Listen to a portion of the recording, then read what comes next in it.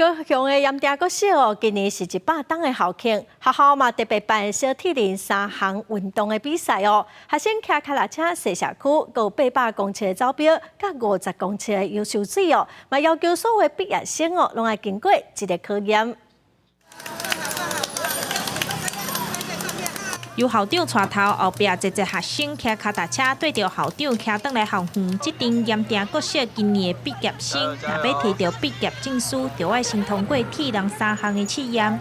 第一关要骑脚踏车踅学校社区，总长是6公里，学生拢真愿意接受挑战。因讲虽讲骑伫路边会惊，不过会当甲同学做伙体验嘛袂歹。真特别啊！我以前拢无安尼，我以前拢只食。 跑步还是伫食游泳，游泳了就伫遮困啊。会使甲同学做伙升级，算是最后一次。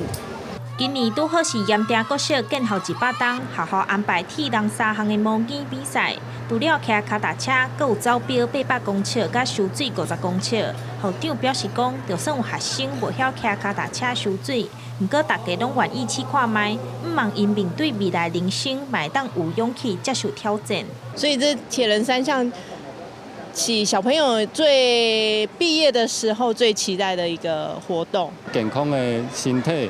甲心理而且呢会当挑战以后的未来的生活今年的毕业生拢总有78位，学校嘛结合社会医疗甲公益，邀请华山基金会时代由毕业生做伙甲时代写祝福的卡片，透过2台互动，互因伫学校最后的时光会当有美好的记忆。记者张义辉、邱兆勇高雄报道。